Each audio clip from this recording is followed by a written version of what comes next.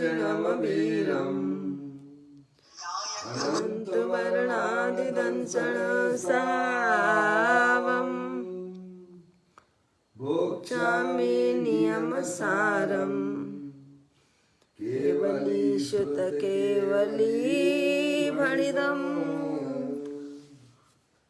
नमः करो अनंत उत्कृष्ट दर्शन ज्ञानमय जिन वीर को कहूँ नियम सार सुकेवली शुद्ध केवली पर कथित को। श्री नियम सार जी नामक यह परम आध्यात्मिक ग्रंथ स्वाध्याय हेतु यहाँ विराजमान है। आज से 2000 वर्ष पहले इस महान पवित्र ग्रंथ की रचना आचार्य श्री कुंद कुंद देव द्वारा इसी पवित्र भूमि पर की गई और इसके टीकाकार पदम प्रमलधारी देव मुनराज है। ग्रंथ का नाम नियम सार है। नियम से करने योग्य कार्य अपनी आत्मा में सम्यक दर्शन, सम्यक ज्ञान, सम्यक चारित्र रूपी निर्मल पर्याय, पवित्र पर्याय, मोक्ष मार्ग रूपी पर्याय को प्रकट करना। आप जिस व्यक्ति को कॉल कर रहे हैं वह उत्तर नहीं क्योंकि दे रहा। वह पर्याय स्वयं सुख स्वरूप है और अनंत सुख का कारण भी है। अनादि काल से हमारे आपके आत्मा में पर को अपना जानने वाली, पर को अपना मानने वाली, पर के साथ संबंध रखने वाली ऐसी मोह राग देश रूपी मलिन पर्याय, अपवित्र रूप पर्याय प्रकट है।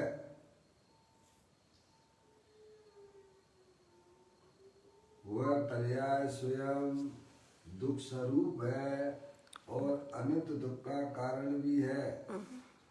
ऐसी मोह राग देश रूपी आपके द्वारा डायल किया गया मलिन नंबर पर्याय का अभी व्यस्त है। अपनी आत्मा में से उस पर्याय का अभाव करना और सम्यक दर्शन ज्ञान चारित्र रूपी निर्मल पर्याय, पवित्र पर्याय, मोक्ष मार्ग रूपी पर्याय को प्रकट करना।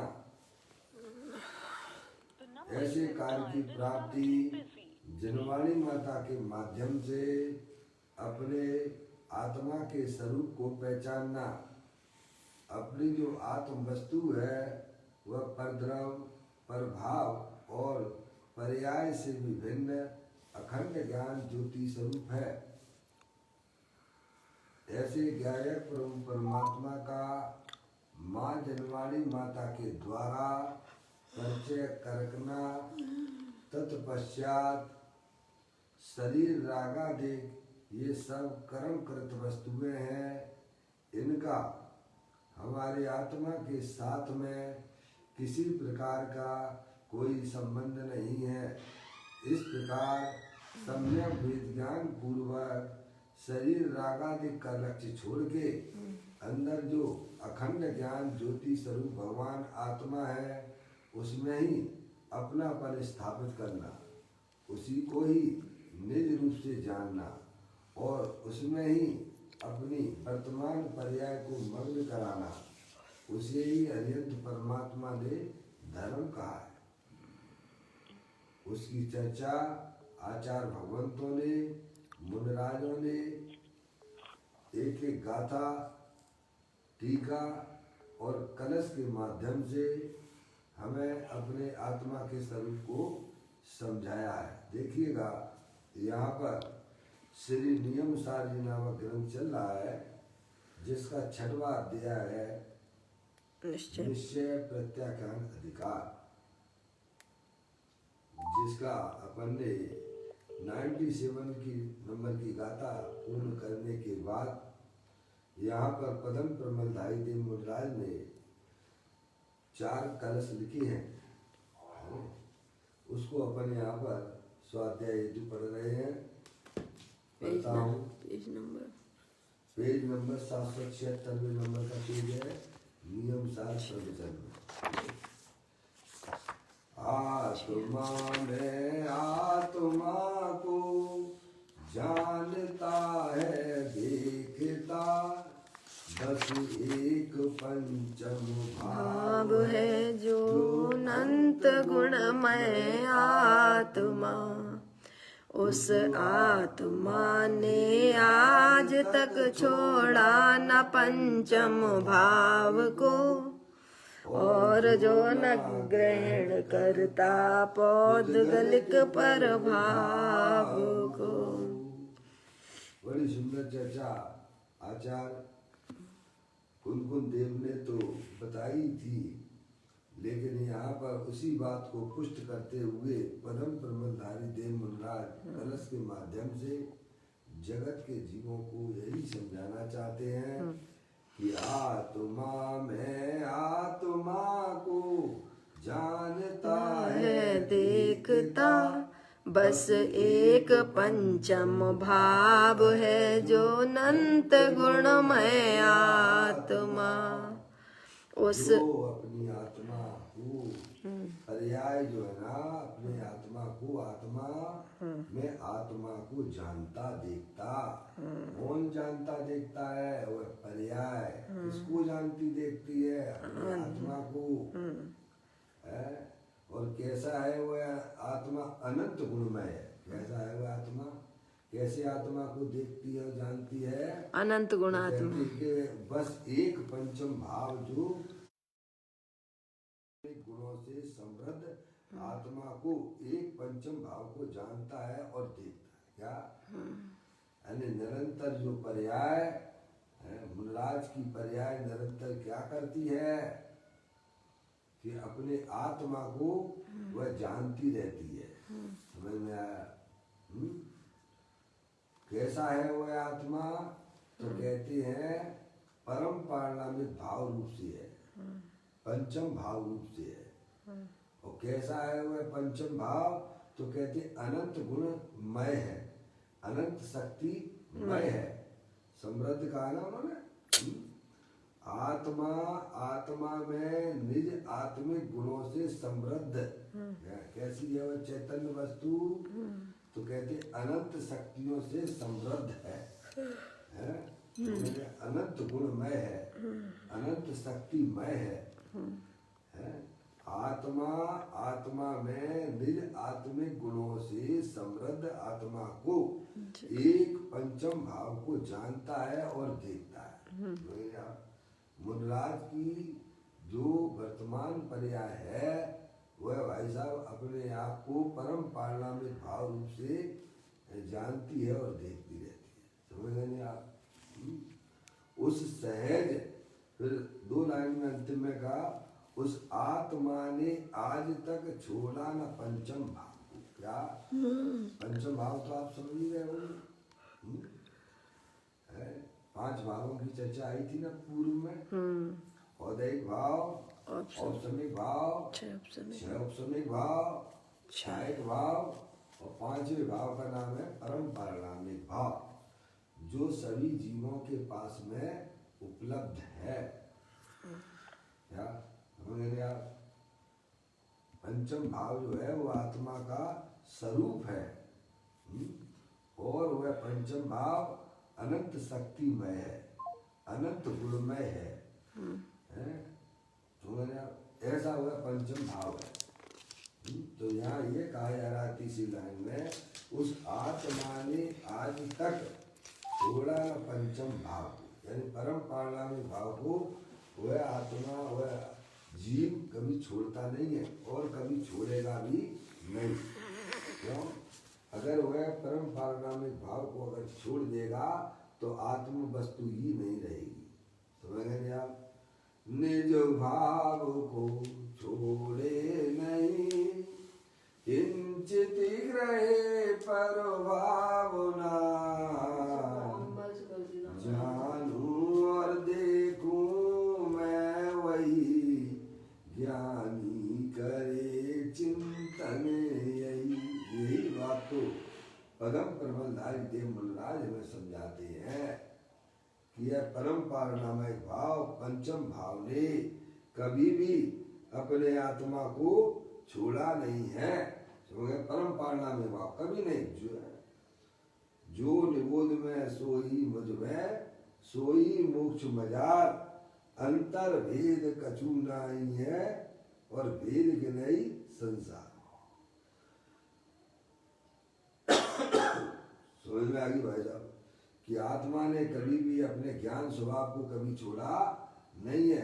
अपनी अनंत शक्तियों को जिसने कभी छोड़ा नहीं है, ये बता रहे हैं तीसरी लाइन में कि उस आत्मा ने, किस आत्मा ने, जो पंचम भाव से सुशोभित है, अपनी अनंत शक्तियों से समृद्ध है, ऐसे आत्मा ने अपने स्वभाव को कभी आज तक छोड़ा नहीं, आज तक नहीं छोड़ा और आगे भी कभी छोड़ेगा नहीं। ऐसे पंचम भाव को ज्ञानी अपने ज्ञान का ज्ञेय बनाते हैं, श्रद्धा का श्रद्धेय बनाते हैं, और उसमें ही अपनी वर्तमान पर्याय को मग्न कराते हैं। कैसा है वह पंचम भाव कि अपने स्वभाव को छोड़ता नहीं है, और पर भाव को जिसने कभी ग्रहण नहीं किया है। पापा पापा मम्मी जागृति लाइए। कौन सो रहा है? हाँ, क्योंकि हमारे मोबाइल में सब आता है, आपका वीडियो नहीं आता है, बस आवाज सब आती है। पापा नहीं जग रहे होते तो हम कहते क्यों?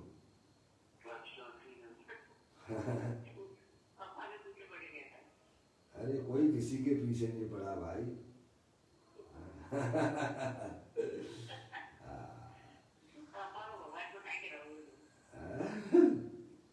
भगवान है, भगवान है, भगवान तो ये है ही सब। बस जागृति आया तो पर्याय में भगवान पना आ जाएगा मौसी। जागृति का नाम धर्म है।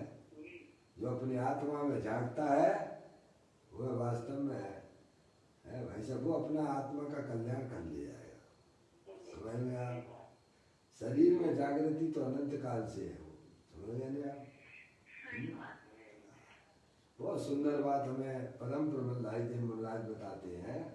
कहते हैं आत्मा में आत्मा को जानता है देखता, बस एक पंचम भाव जो अनंत गुण में आत्मा है, उस आत्मा ने आज तक छोड़ा न पंचम भाव को। पंचम भाव यानी क्या पापा? पप्पू भैया परम पारनाम है। बस ऐसी जागृति होना चाहिए पप्पू जैसी। समझ गया? 5 भावों की चर्चा अपन पूर्व में पढ़ के आए थे ना। औदैहिक भाव, औपसमिक भाव, 6 औपसमिक भाव, छायक भाव और परम पारनामिक भाव को यहाँ कहते पंचम भाव। जो है पंचम भाव में, जो पंचम भाव कैसा है कि कहते अनंत शक्तिमय है, अनंत गुणमय है। वह कभी भी अपने स्वभाव को छोड़ता नहीं है।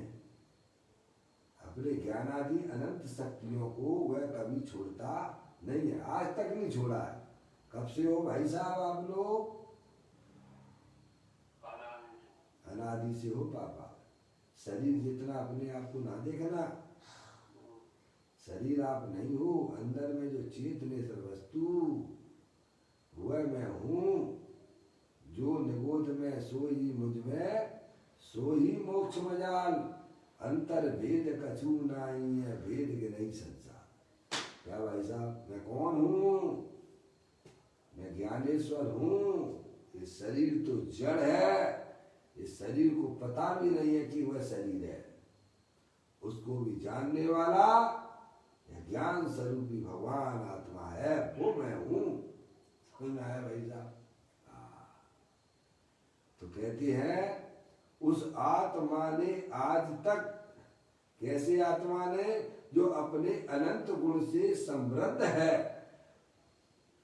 जिसने कभी आज तक अपने स्वभाव को कभी छोड़ा नहीं है, उस आत्मा ने आज तक छोड़ा न पंचम भाव। अपने ज्ञान आदि अनंत शक्तियों को वह आत्मा कभी छोड़ता नहीं है। क्या उसने आज तक किसी भी अपने स्वभाव को छोड़ा नहीं है, और पर भाव को इसने कभी ग्रहण किया नहीं। चौथी लाइन में है, और जो ना ग्रहण करता पौद्गलिक पर भाव को। क्या मौसी?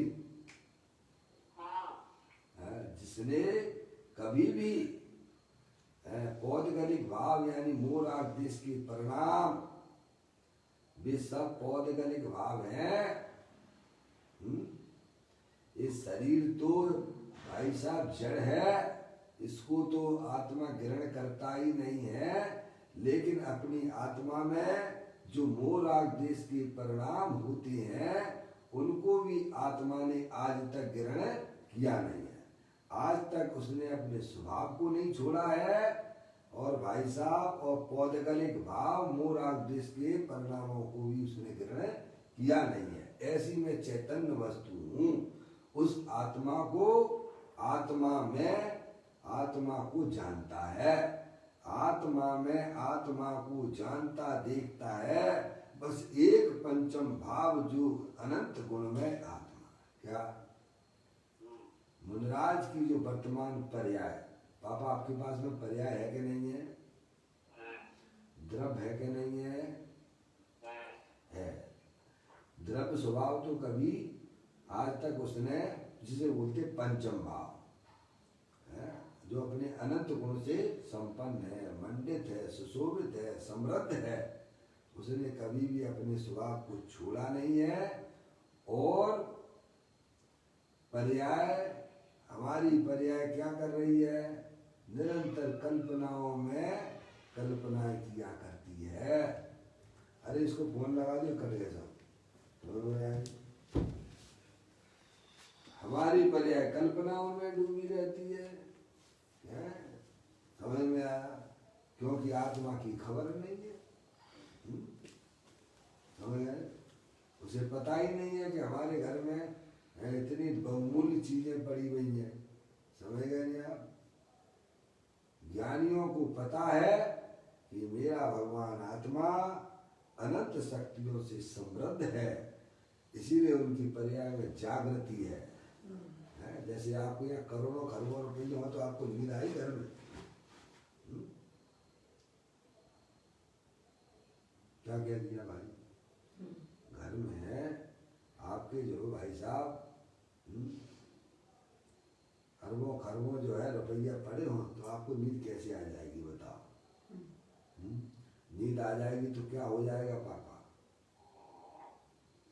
ऐसे ही सो जाओ जैसे अभी सो जाओ। ऐसा है, सो सकते हो? मौसी है, जिसके घर में रत्नों के भंडार पड़े हों, और जिससे खबर हो कि मेरे घर में रत्नों के भंडार पड़े हुए हैं, तो भाई साहब है नींद ही नहीं आएगी। है भाई साहब, ऐसे ही ज्ञानियों को है भाई साहब नींद नहीं आती है। तो उन्हें मालूम है कि मेरी चैतन्य वस्तु जो है भाई साहब अनंत शक्तियों से समृद्ध है। तो जागृति किसमें है? जानने पर जागृति है। जागृति किसमें है? जानने है। जिससे कि घर में रत्नों के भंडार पड़े हुए हैं, तो उसके ज्ञान में क्या आ रहा है? क्यों नहीं सो रहा है वो? अरे भाई, वह मोही जीव जिसके घर रत्नों के भंडार पड़े हुए हैं, क्यों भाई साहब सो क्यों नहीं जाते हो? अरे भाई साहब अगर मैं सो गया तो मेरे रत्नों के भंडार जो पड़े हुए हैं कोई लूट ले जाए। कोई लूट लेगा भाई, इसीलिए वह जागृत रहता है। तो उसके ज्ञान में क्या बस रहा है? रतन बस रहे हैं। उस मोही जीव की पर्याय में क्या बसता है? उसे नींद क्यों नहीं आती है पप्पू भैया? है मोही जीव को नींद क्यों नहीं आती है? किस मोही जीव को? जिसको ये पड़ा है कि हमारे घर में रत्नों के भंडार पड़े हुए हैं। समझ में आया? क्योंकि उसकी ज्ञान की पर्याय उस रत्नों के भंडार को देख रही है उस समय। समझ में आया? अगर वह सो गया तो भाई साहब मेरे रत्नों के भंडार कोई लूट ले जाएगा। ये तो हुआ दृष्टांत। ऐसे ही हमारे मुनराजों की पर्याय में निरंतर जो अपनी आत्मा अनंत शक्तिमय है, अनंत रत्नों के भंडार स्वरूप है। मुनराज क्यों नहीं सोते हैं? मुनराज सोते हैं क्या? नहीं सोते। पौन सेकंड से अगर ज्यादा सो जाए मौसी, पौन सेकंड, तो उनका गुण स्थान गिर जाता है। समझ में आया? हम तो ऐसे कैसे सो रहे हैं भाई साहब? सोचिए, विचार कीजिए। इसीलिए मुनराज की पर्याय निरंतर भाई साहब क्यों नहीं सो रहे हैं? क्योंकि उन्हें अपने रत्नों के भंडार दिखाई दे रहे हैं, इसीलिए उन्हें नींद आती नहीं है। इसीलिए यहाँ यह बताया जा रहा है, आत्मा में आत्मा को जानता है देखता, बस एक पंचम भाव है जो अनंत गुणमय आत्मा। क्या मुनराज की पर्याय निरंतर भाई साहब अपने अनंत गुणमय जो अपनी चैतन्य वस्तु है उसको देखा करती है। फिर कहते हैं उस आत्मा ने जो अपने अनंत गुणों से सुशोभित है, समृद्ध है, संपत्ति का भंडार है, ऐसे आत्मा ने आज तक कितना काल हो गया भाई साहब आपको? आज तक का मतलब क्या होता है मम्मी? अनादि काल से लेके अभी तक। हाँ समझ में आया? और जब भी आप मिलोगे तब आप प्रेजेंट में ही मिलोगे। अनंत काल में भी रहोगे तो आप अपने आप को प्रेजेंट रूप से ही देखोगे। समझ गया? अनंत काल बाद भी होगे तो कहोगे भाई साहब आज तक। अनंत काल बाद भी कहोगे तो क्या कहोगे? आज तक। है? समझ में आया? अनादि से तो आत्मा ने अपने स्वभाव को छोड़ा नहीं है भाई साहब, और अनंत काल में भी अपने स्वभाव को छोड़ेगा नहीं है। कैसी है वह चैतन्य वस्तु है भाई साहब? कहते अनंत शक्तियों से समृद्ध है। ऐसी ज्ञानेश्वर वस्तु दे देवल में विराजमान है। उसके दर्शन करो, उसका ज्ञान करो। आत्म जागृति का नाम धर्म है। पर्याय की जागृति अपने चैतन्य स्वभाव के प्रति होना चाहिए।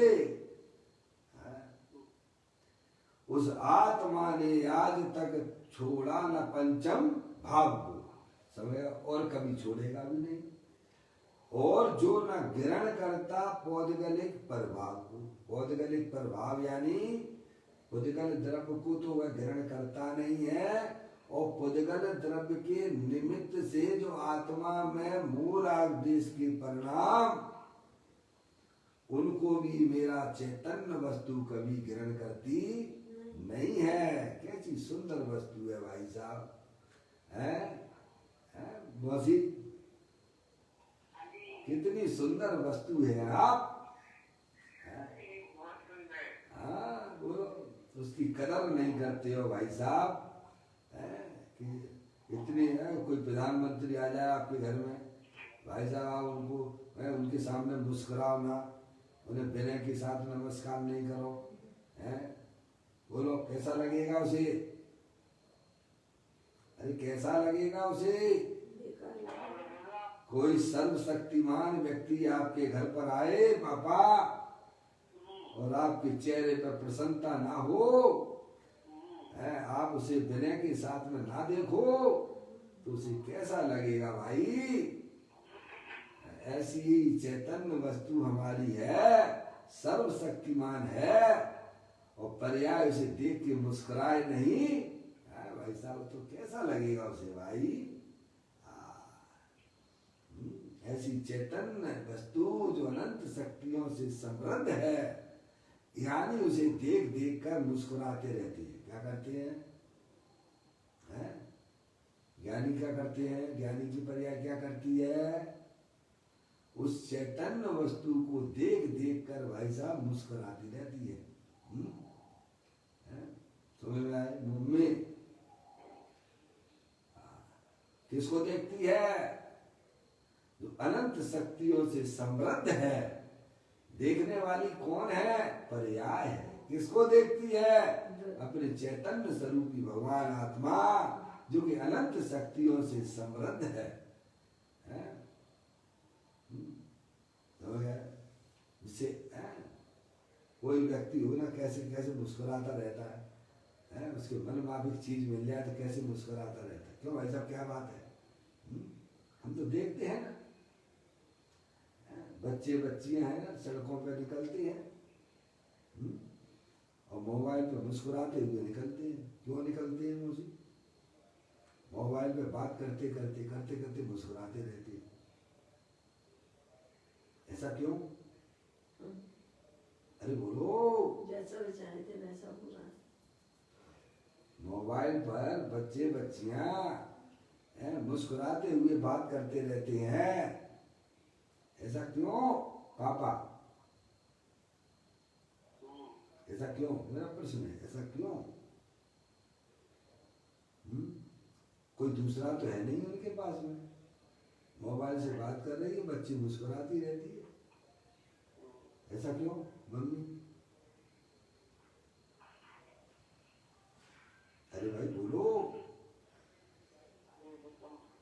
क्योंकि जिससे उसने प्रेम कर रखा है ना, उसे देखते देखते मुस्कुरा तो देखते, अरे ये क्यों मुस्कुरा रही है तो अकेली है? क्योंकि जिससे वह प्रेम करती है, अपने प्रेमी से बात करके मुस्कुराती रहती है। ऐसे ज्ञानियों की पर्याय है भाई साहब, अपने चैतन्य स्वभाव जो अनंत शक्ति से संपन्न है, समृद्ध है, उसे देख देख कर मुस्कुराती रहती है, आनंदित होती रहती है। अरे प्रेम करने लायक तो इस जगत में कोई है तो अपना चेतनेश्वर भगवान आत्मा है। पर से प्रेम करने का परिणाम निगोद जाने का है, और अपने आत्मा से प्रेम करने का परिणाम मोक्ष के दरवाजे खोल देता है आपके लिए। समझ में आया? पर से प्रेम तो तुमने अनंत बार किया है, पर उसका रिजल्ट तो पर्याय में दुख है ना। उसका फल तो 4 गति 84 लाख योनियों में परिभ्रमण ही तो है ना। अपने आत्मा से प्रेम करो, जिसने कभी भी अपनी अनंत शक्तियों को कभी उसने छोड़ा नहीं है। ऐसा ज्ञानेश्वर भगवान आत्मा, वह पर्याय आत्मा, आत्मा में निकाले, आत्मा में आत्मा को पर्याय अपने आप को चैतन्य रूप से अनुभव करती है। यही वास्तव में पर्याय का है भाई साहब। पर्याय का काम इतना है कि अपने द्रव स्वभाव को देख के, द्रव स्वभाव कोई देखे और बस आनंदित रहे। कैसी रहे? पापा, मम्मी, मेरे पास से आवाजें आ रही हैं आपकी?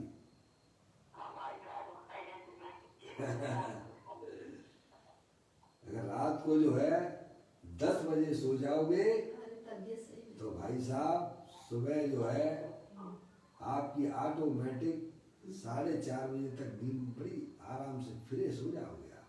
तो पापा की बस तबीयत उसका सही भले नहीं। तबीयत सही नहीं है तो लेट भी सो, करेला कड़वा वहां पर नींबू चढ़ा दिया, अब क्या किया जाए। कोई बात नहीं, ये तो कर्म की उदयों की चाल है।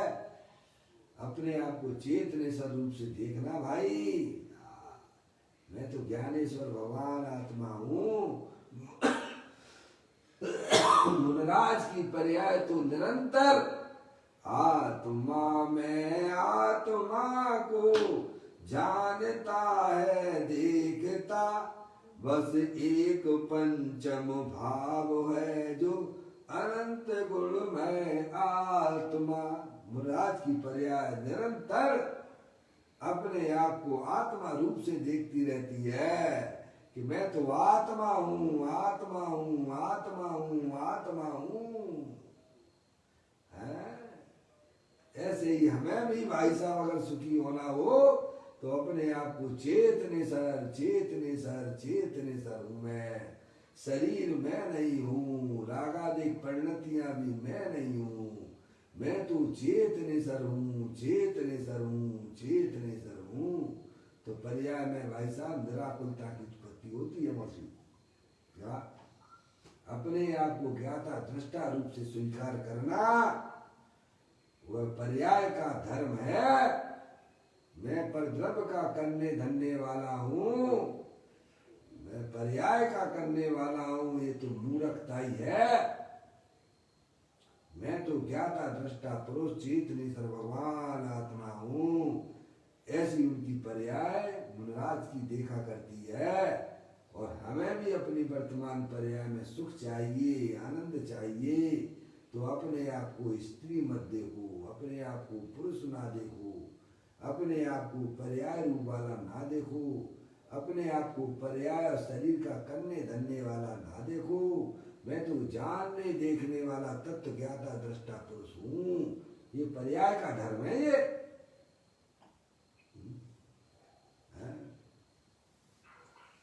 पत्नी का धर्म क्या है कि वह अपने पति के सन्मुख रहे। पत्नी के ज्ञान में उसका पति बसता हो, वही सती स्त्री कहलाती है, वही सती कहलाती है। जैसे सीता के ज्ञान में निरंतर राम बसते थे, भले ही वह लंका में रहती थी, महल में रहने पर भी रावण जरूर उसे उठा के ले गया था, लेकिन उसके ज्ञान में कौन बस रहा था? राम राम राम राम राम बसते थे। ऐसे ही प्रत्येक जीव की पर्याय का धर्म ये है कि उसके ज्ञान में अपना त्रिकालिक ध्रुव भगवान आत्मा जो अनंत शक्तिमय है, परम पारणामिक भाव से भाई साहब स्थित है, वह उस पर्याय में अपना द्रव्य भाव आना चाहिए। इसीलिए यहाँ जो है दो शब्दों का उपयोग किया है। आत्मा में आत्मा को जानता है देखता, बस एक पंचम भाव है जो अनंत गुण में आत्मा। निरंतर राज की पर्याय तो अपने आत्मा रूप से अपने आप को स्वीकार करती है। उनकी दृष्टि, उनका ज्ञान एकमात्र अपने ज्ञायक प्रभु परमात्मा जो कि अनंत शक्तिमय है उसको निहारा करता है। हमें उस आत्मा की खबर नहीं है भाई साहब, इसीलिए हमारी पर्याय में भाव मरण है और उसका फल पापा संसार है। वर्तमान में भी दुखी, पर्याय का धर्म तो अपने त्रिकालिक ध्रुव भगवान आत्मा को जानने का था, अब उसको नहीं जाना। कोई स्त्री अपने पति से दूर रहेगी तो सुखी रहेगी कि भाई साहब दुखी रहेगी? बोलिए आप।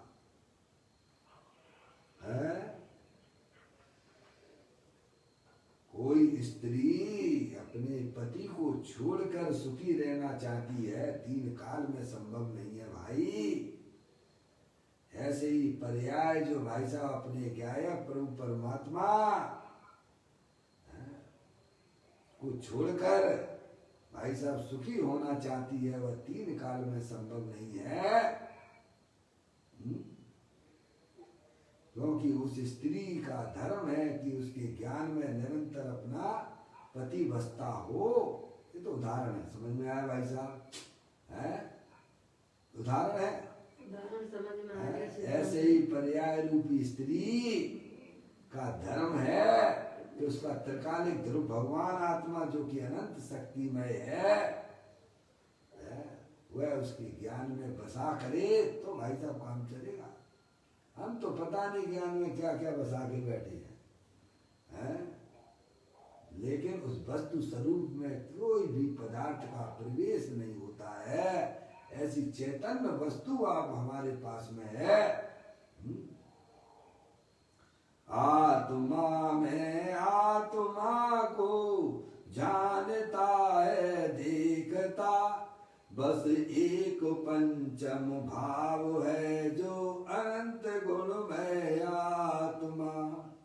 उस आत्मा ने आज तक छोड़ा न पंचम भाव को, और जो ना ग्रहण करता पौद्गलिक पर भाव को, निज भाव को छोड़े नहीं किंचित ग्रहे ना प्रभाव। ऐसी चैतन्य वस्तु सबके पास में है। अरे जगत में किसने अपना स्वभाव छोड़ दिया है? क्या शक्कर ने अपना मीठा स्वभाव छोड़ दिया है आज तक? क्या है? क्या नमक ने अपने खारेपन को छोड़ दिया है क्या आज तक? है बोलो भाई पापा, शक्कर क्या अपना मीठे स्वभाव को छोड़ देता है क्या? छोड़ता है? नहीं छोड़ता। जगत में उस पर द्रव को ग्रहण करता नहीं है। पानी भले ही गर्म हो गया हो मौसी, मौसी आपने पीने का पानी भले ही आपने गर्म कर लिया हो, लेकिन उस गर्माहट को पानी ने कभी ग्रहण नहीं किया है, और अपने शीतल स्वभाव को कभी उसने छोड़ा नहीं है पप्पू भैया। ऐसी बातें चल रही है ये।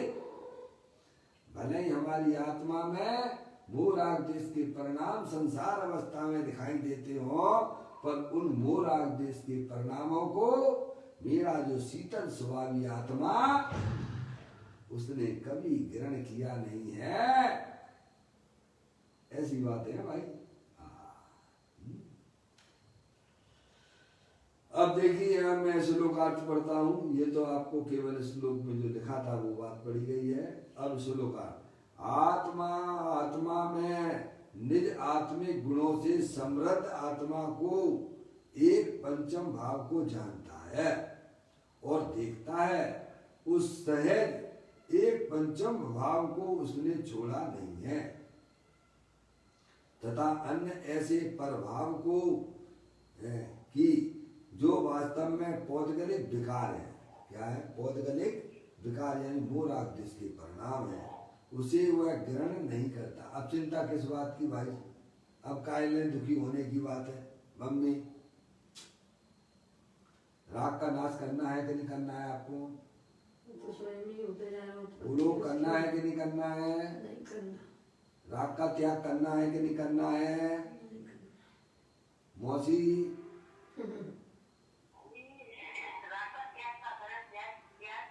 अरे मैं तो त्याग स्वरूप हूँ भाई साहब, तुम तो आनंदित हो जाओ। मैंने राग को ग्रहण कहाँ किया है जो मैं त्याग करूं? मैं कोई कहे भाई साहब जेल से कब छूट के आए हो आप? तो पागल हो गए हो क्या? मैं जेल में दया ही खाऊं जो जेल से छूट के आया, उसके लिए कलंक है। जैसे कोई कभी जेल में गया नहीं है और कोई व्यक्ति पूछे भाई साहब आप जेल से छूट के कब आए हो, वो कहेगा भाई साहब मैं जेल में गया हूँ क्या, जरा थोड़ा हिसाब किताब से बात करो। ऐसे ही मुझे राग का नाश करना है तो आत्मा कहता है पागल ऐसी बातें ना कर, मैंने राग को ग्रहण का किया है जो मैं राग का त्याग करूंगा। समझ में आया? ऐसी कोई अध्यात्म की भरी हुई बातें हैं जो हमारे ज्ञान में कभी आई नहीं है।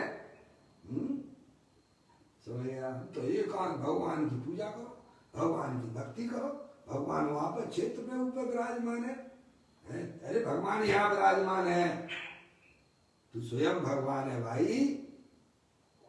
तूने कभी अपने भगवान को जाना नहीं है। जो अपने भगवान आत्मा की कदर नहीं करता है वह पर परमात्मा की भी कदर नहीं कर सकता है। जो अपना घर नहीं संभाल सकता है वो दूसरों के घर के संभालने का तो छोड़ दीजिए आप। समझ में आया? कहते हैं एक पंचम भाव को उसने छोड़ा नहीं है तथा अन्य ऐसे प्रभाव को कि वास्तव में पौद्गलिक विकार है उसे ग्रहण वह ग्रहण ही नहीं करता। बोलो अब क्या कह रहे हैं? अब तो प्रसन्न रहो ना भाई साहब। एक बच्ची होती है उसकी शादी कोतवाल से हो जाती है तो गाना गाने लग जाती है, मेरे सैया भाई कोतवाल अब डर काय को। मौसी एक लड़की की कोतवाल से शादी हो जाए तो गाना गाने लगती है, मेरे सैया भाई कोतवाल अब डर काय को।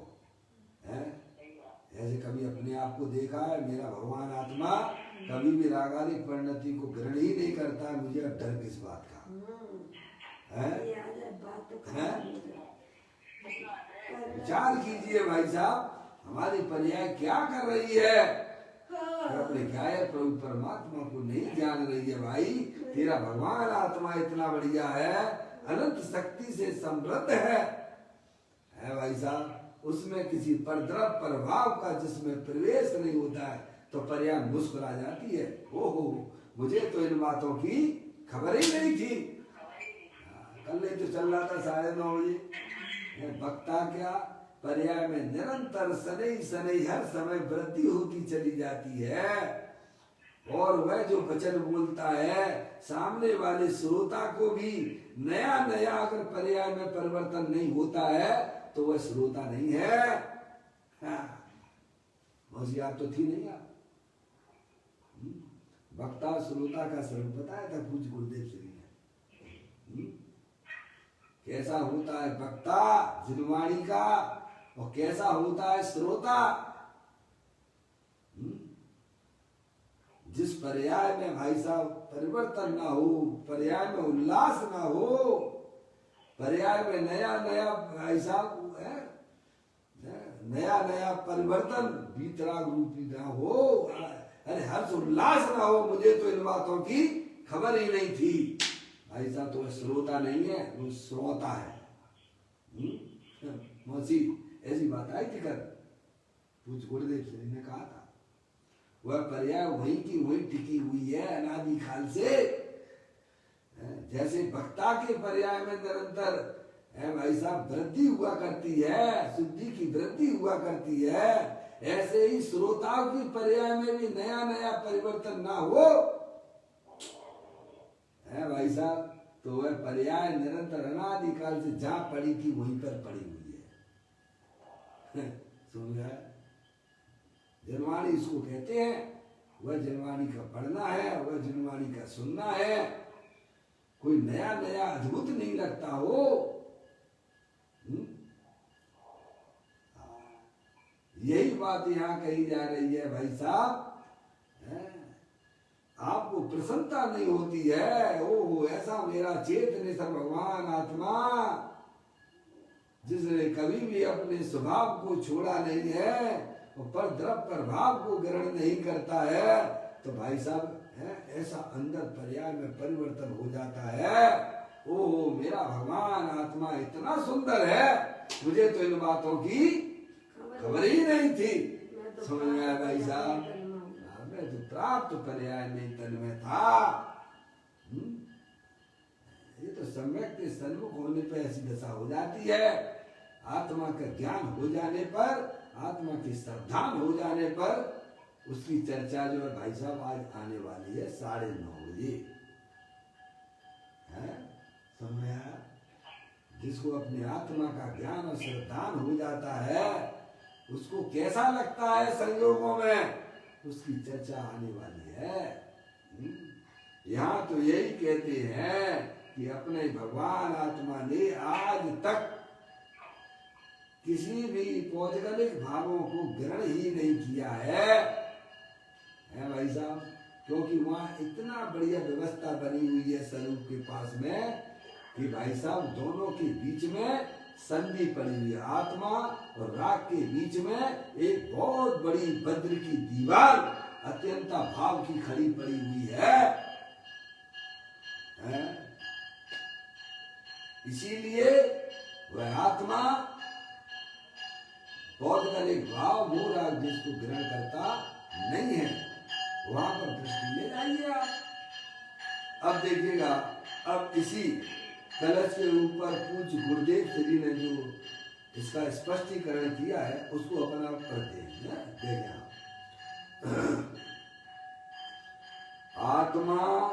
आत्मा में निज आत्मिक गुणों के समृद्ध आत्मा को जानता देखता है। आत्मा में पहले का नाम पर्याय, आत्मा यानी पर्याय है। आत्मा में नहीं, आत्म त्रिकालिक वस्तु में निज आत्मिक गुणों से समृद्ध आत्मा को जानता और देखता है।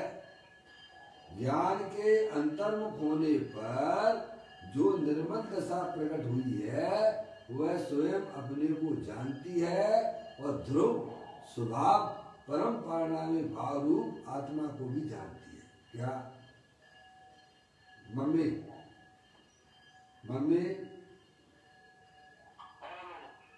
कहाँ गई?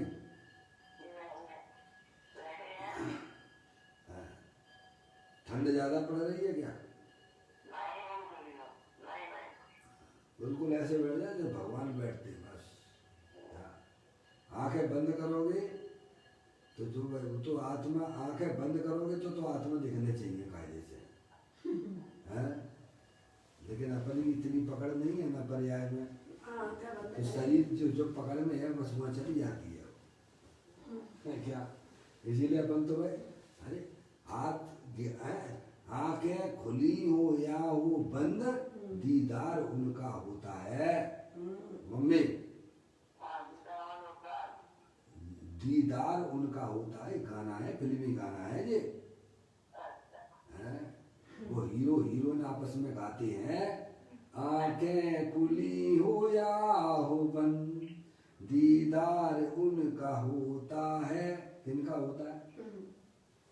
उस प्रेमी को, प्रेम करने वाली को उसका पति का दीदार होता है। किसका होता है? दिखता है।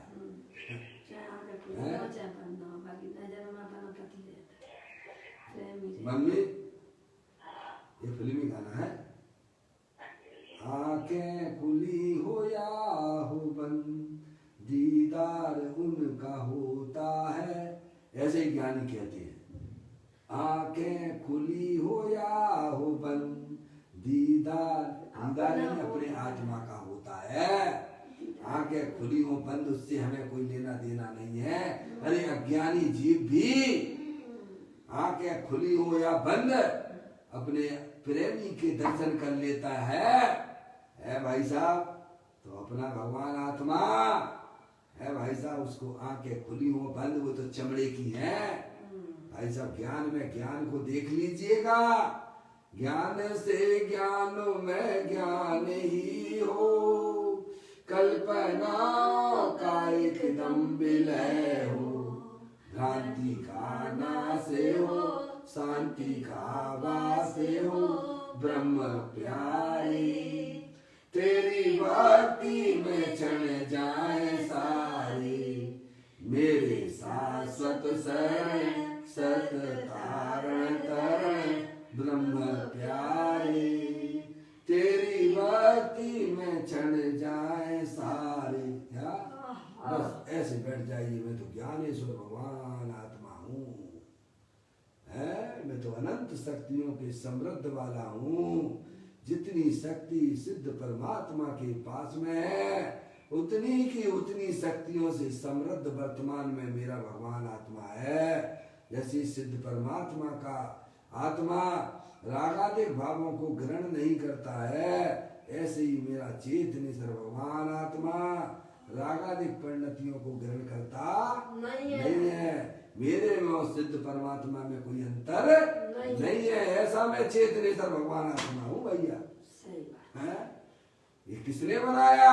अरे बनाने की बातें छोड़ दो, बनाया है भाई साहब। अनादि अनंत है, जो गिफ्ट मिली है आपको, प्रकृति ने गिफ्ट दी है, सौगात दी है। एक आपको ही तो सौगात मिली है चेतनेश्वर की, है भाई साहब। सुखमय अगर जगत में कोई वस्तु है तो वह चेतनेश्वर वस्तु है, वो आप हो, है भाई साहब। उस प्रकृति की दी हुई गिफ्ट को, है भाई साहब, उस सौगात को स्वीकार करो,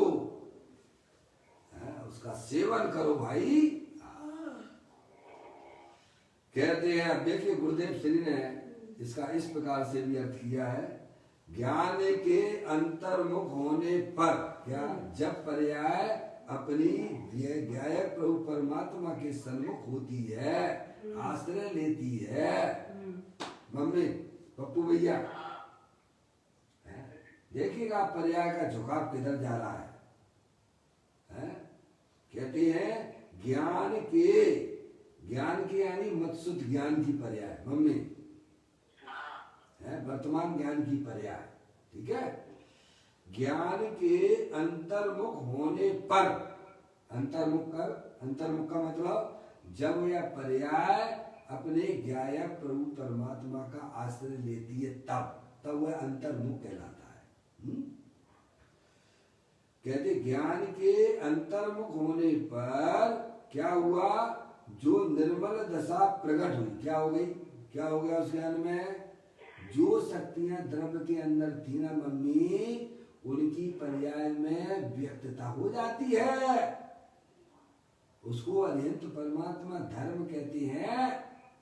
जे काम आज तक नहीं किया है जीव ने, है भाई साहब, इसकी चर्चा भी नहीं चलती है क्या? किसकी चर्चा चलती है? भगवान की पूजा करो, भगवान की भक्ति करो, दान दो, मूर्ति यहाँ से वहां पधरवा दो, मंदिर बनवा दो। धर्म के नाम पे क्या चर्चा चलेगी भाई साहब आपकी? पापा अनुव्रत ले लो, महाव्रत ले लो, प्रतिमा ले लो। अरे भाई वह धर्म नहीं हो सकता है। स्वभाव तो हो सकता है पर धर्म नहीं हो सकता है। धर्म तो अनंत परमात्मा ने ये कहा है कि आपकी वर्तमान की जो मत्सुत ज्ञान की पर्याय है, अपने त्रिकालिक ध्रुव भगवान आत्मा का आश्रय लेती है, तब उस पर्याय में धर्म की प्राप्ति होती है। तब वह निर्मल दशाएं प्रकट हो जाती हैं, उन शक्तियों का पर्याय में अभिव्यक्ति हो जाती है। उसे अनंत परमात्मा ने धर्म कहा है। पर्याय में निराकुलता ना हो उसे धर्म नहीं कहते हैं। पर्याय अंतर्मुख ना हो तो उसे धर्म नहीं कहते हैं भाई। कहते हैं ज्ञान के यानी वर्तमान की मत्सुत ज्ञान के अंतर्मुख होने पर, मम्मी, जो निर्मल दशा प्रकट हुई है, क्या होता, क्या लाभ मिलता है बोलो? अरे पर्याय का अंतर्मुख हो जाना यानी क्या? अपने ज्ञाय प्रभु परमात्मा के दर्शन होते हैं।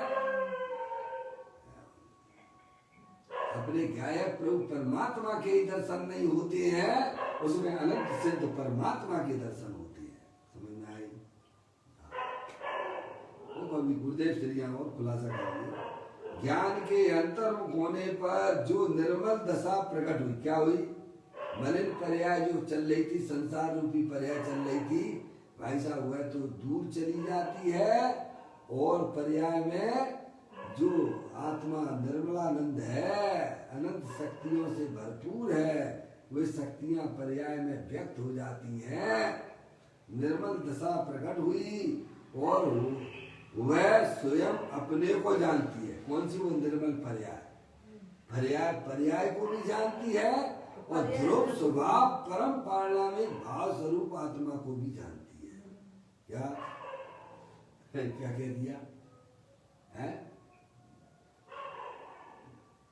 पप्पू भैया? जो पर्याय अपने त्रिकालिक ध्रुव भगवान आत्मा का आश्रय लेती है, उस पर्याय में निर्मल दशा प्रकट होती है और वह पर्याय अपने को भी जानती है, पर्याय, और पर्याय अपने पति को भी जानती है, ध्रुव स्वभाव को भी जानती है। क्या हमें समय दर्शन हुआ है कि नहीं हुआ? मूर्ख, ऐसी बैकी बातें ना करना। यानी सब जानता है, अपने द्रव स्वभाव को भी जानता है, अपनी पर्याय को भी जानता है। कहते हैं ज्ञान के अंतर्मुख होने पर जो निर्मल दशा प्रकट हुई, वह स्वयं अपने को जानती है और ध्रुव स्वभाव पारणामिक भाव रूप आत्मा को भी जानती है। त्रिकाली द्रव को प्रतीति में लेने वाली पर्याय कौन लेता है? त्रिकाली द्रव को प्रतीति में लेने वाली कौन है? पर्याय है। मौसी, ऐसा भगवान आपकी सम्यक शिखर जी और सोनागर में नाम है। क्या भरे वहाँ चले जाओ, वहाँ चंदा प्रभु के दर्शन करने, वहाँ नहीं मिलेंगे। चंदा प्रभु के भी आपको दर्शन करना है तो आपकी ज्ञान की पर्याय अंतर्मुख अपने द्रव स्वभाव को स्वीकार करेगी तो चंदा प्रभु के दर्शन होंगे। घर बैठे दर्शन होते हैं यहाँ पर।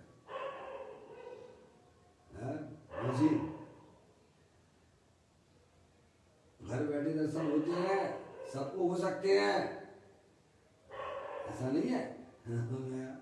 यहाँ कहते हैं त्रिकाली द्रव को प्रतीति में लेने वाली पर्याय है। मौसी आपके पास में क्या नहीं है बताओ ईमानदारी से? क्या द्रव नहीं है, क्या पर्याय नहीं है आपके पास? हैं? क्या हो गया मम्मी? देखो नहीं आ रहा मम्मी, देखना नहीं आ रहा। देखो दिया तले अंधेरा हो रहा है मम्मी, हैं?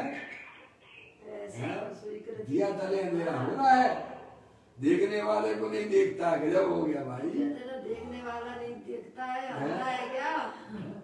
उनको तो ये जवाब मिल गया था, किनको? धर्मदास छुल्लक जी को, गुरु जी के पास में। मौसी, उनके गुरु जी ने कहा, उन्होंने पूछी कि भगवान कहाँ पर है, तो बोले चले जाओ ऊपर, वो पार्श्वनाथ भगवान वो है ना ऊपर, टोक दिख रही ना सम्यक शिखर की, वहाँ भगवान बैठे हैं, चले जाओ वहाँ पे। तो 12 साल तक वे ऊपर से नीचे हुए, 12 साल तक। कितने? 12 साल तक। फिर हाथ जोड़ के बोले गुरु जी मुझे तो भगवान मिले नहीं है। तो उन्होंने मालूम क्या जवाब दिया? अंधा है क्या? ये जानने वाला कौन है?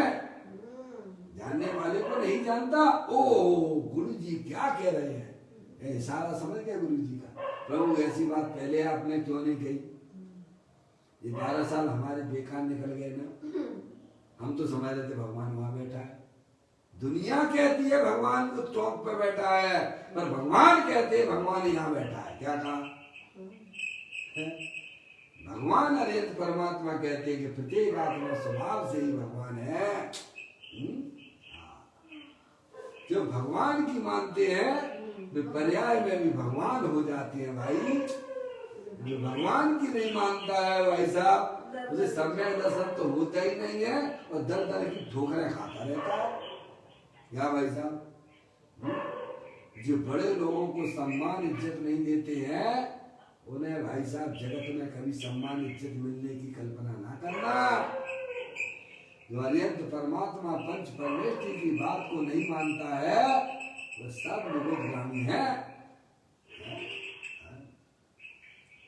यहाँ यह बताया जा रहा है त्रिकाली द्रव्य को प्रतीति में लेने वाली पर्याय है।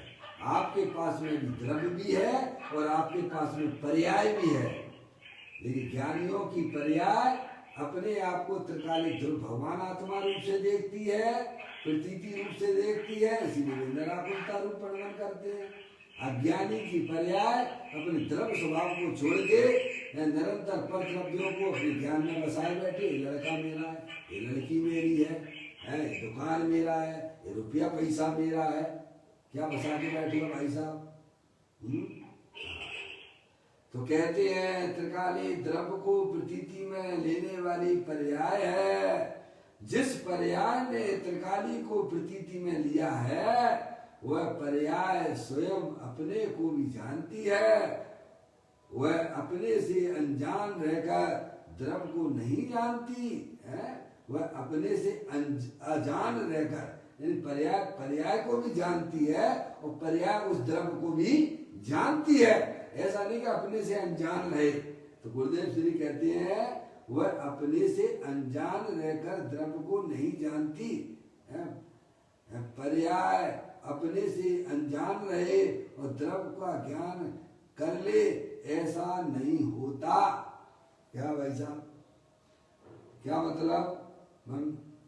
मौसी पर्याय अपने से अनजान है। वैसे हम पर्याय को नहीं जानते, हम परिणामों को नहीं जानते हैं, हम तो द्रव्य को जानते हैं। ऐसा नहीं होता है भाई। जानने वाली तो पर्यायी है ना, द्रव्य थोड़ा जानता है। क्या कह दिया भाई साहब? कौन जानता है? हाँ, द्रव्य नहीं जानता है। ये चर्चा कभी दुनिया में करोड़ों रुपए देने पर नहीं मिलेंगे भाई साहब आपको। जानने वाली पर्याय है। किसको जानती है? अपने को भी जानती है और द्रव्य को भी जानती है। देखो आपका ये बिजली का जो प्रकाश कमरे में चल रहा है, ये प्रकाश जो है भाई साहब स्वयं उजाला रूप से है। और ये उजाला किसमें से आ रहा है? वो इलेक्ट्रिक पावर हाउस में आता है। इलेक्ट्रिक पावर हाउस में उजाला है क्या वहां पर? पप्पू भैया अपन वहां जाते थे, बहुत पुरानी बात है भाई साहब। बिजली का बिल भरने जाते थे वाटर हाउस पर। क्या बोलते आप? वाटर बक्स बोलते हैं पर। वहाँ बिल जमा करने जाते थे मौसी पिंड वाले। वाटर बक्स पे जाते थे बिजली का बिल जमा करने। तो मैंने एक दफे जाके देखा भाई साहब, ये वाटर बक्स जरा देखूं कैसा है क्या है, यहाँ से बिजली सप्लाई होती है। तो मैं उस कमरे में गया और उसमें तो अंधकार ही अंधकार पड़ा था। कैसा था मौसी कमरा? वो पावर हाउस में उजाला नहीं है। उजाला तो ये व्यक्त रूप से दिख रहा है। इसको अगर पकड़ के आप जाओगे इस उजाला को तो वहां पर चले जाओगे इलेक्ट्रिक पावर। आपकी बिजली के तार ही देख लो ना भाई साहब, क्या इनमें उजाला है क्या? पर इनमें उजाला होने की शक्तियां पड़ी हुई हैं। बिजली का तार में कहीं उजाला दिखता है क्या? पर ये उजाला कहाँ से आ रहा है? आप इसको पकड़ के चले जाओगे तो भाई साहब ऐसे ही पर्याय जो है, पर्याय उजाले रूप से है। पर्याय स्वयं को भी जानती है और द्रव्य को भी जानती है। द्रव्य में जानने की पर्याय का भाई साहब ऐसा गजब है। द्रव्य नहीं जानता, पर्याय जानती है। दोनों को भेद करना पड़ेगा आपको। हाँ, मिलाओ मत उसमें। जो चीज जैसी है वैसी जानो, उसका नाम सम्यक ज्ञान है, प्रमाण ज्ञान है। पर्याय अपने से अनजान रहे और द्रव्य का ज्ञान कर ले, ऐसा नहीं होता है। ये कहा निर्दोष प्रकट होने वाली पर्याय स्वयं अपने को जानती है और अखंड द्रव्य को भी जानती है। कोई दूसरा ईश्वर इस आत्मा के दोष को टालने नहीं आता है। अपनी आत्मा में पर्याय में जो दोष चल रहे हैं वे अनादि कल भी कहा था थी, कल समझा था गुरुदेव श्री ने है। अपना भगवान आत्मा तो तीनों का निर्दोष स्वरूप है। मौसी कल गुरुदेव श्री ने समझाया था कि अपना भगवान आत्मा तो तीनों का निर्दोष स्वरूप है, लेकिन पर्याय में अनादि काल से दोष है। और पर्याय का दोष निर्दोष स्वरूपी भगवान आत्मा का आश्रय लेने पर वह जो है निर्दोष दशा प्रकट होती है। कैसी? अपनी पर्याय में अनादि काल से दोष चला रहा है। क्यों चला रहा है? क्योंकि पर्याय को खबर ही नहीं है कि मेरा भगवान आत्मा निर्दोष स्वरूप है। और जब वह पर्याय को खबर हो जाती है तब वह पर्याय अपने निर्दोष स्वरूपी भगवान आत्मा का आश्रय लेती है, तो उस पर्याय में निर्दोष दशा प्रकट हो जाती है। दोष भाग जाता है और निर्दोषता पर्याय प्रकट हो जाती है। तो यही यहाँ कहते हैं कि निर्दोष प्रकट होने वाली पर्याय स्वयं अपने को जानती है। समझ गए आप? और अखंड द्रव्य को भी जानती है। कोई दूसरा ईश्वर इस आत्मा के दोष को टालने नहीं आता। जैसे आपकी पर्याय में दोष आप स्वयं टाल सकते हो। आपने स्वयं अज्ञान दशा में पर्याय में दोष इकट्ठे किए हैं, तो उसको मेट भी आप ही सकते हो। ये बात अच्छी लगती है कि नहीं लगती है? दोष हमारे किसी परद्रव्य कोई हमारे दोष को मेटेगा कि मैं स्वयं मेटूंगा? अगर परद्रव्य अगर मेटता है तो बहुत बड़ी पराधीनता की बात आ जाएगी। भाई साहब आप उसके सामने जाओगे, गिड़गिड़ाओगे कि भाई साहब मेरे दोस्त मेट दो हट, मैं नहीं मेटता, जाओ। फिर तो हमारे दोस्त कभी मिटने वाले नहीं है। मौसी बात ऐसी है कि नहीं है? मम्मी अगर परद्रव्य अगर हमारे दोस्त को मेटता हो तो भाई साहब हमारे लिए बड़ी पराधीनता की बात आ जाएगी, क्योंकि वो दोस्त हमारे कभी फिर मिटने वाले नहीं है। ये तो आपके लिए बड़ी प्रसन्नता की बात है कि भाई साहब इन दोस्त को मेटने की ताकत भी हमारे पास में है। मैं अपने दोस्त को मेट सकता हूँ या इसमें कहीं पराधीनता आती नहीं है।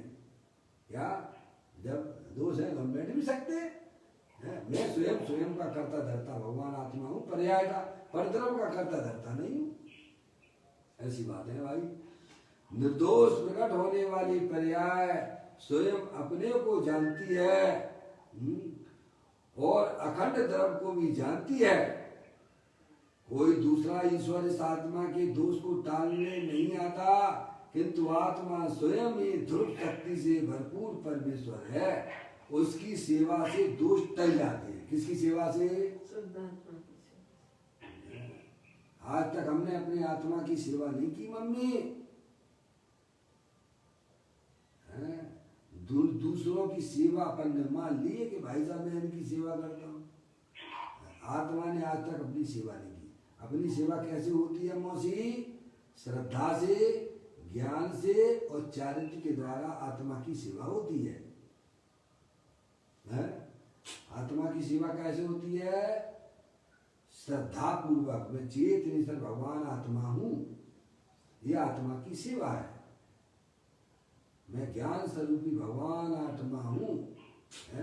ऐसी श्रद्धा और ज्ञान से अपने आप को स्वीकार करना ये आत्मा की सेवा है।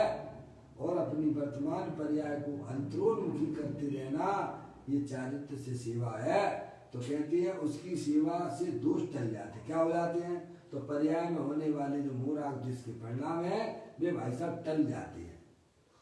आप अपने आत्मा को पहचानिए, अपने आप को आत्मा रूप से स्वीकार कीजिए, तो आज जो पर्याय में होने वाले जो विकारी परिणाम है, जो दोष है, वे टल जाते हैं। और पर्याय में भाई साहब अतीन्द्रिय आनंद, सम्यक दर्शन, सम्यक ज्ञान, सम्यक चारित्र की प्राप्ति हो जाती है। मोक्ष का मार्ग खुल जाता है भाई साहब। इस प्रकार से यह चर्चा को अभी गुरुदेव श्री को आगे बहुत कुछ कहना है इस कलश के ऊपर। कल अपन आगे की चर्चा इसे बढ़ाएंगे। निज निधि निज में बताई, ये अनंत अनंत उपकार है उसके लिए जिनवाणी माँ को वंदना सतवार है, वंदना सतवार है। 9 बार नमोकार मंत्र।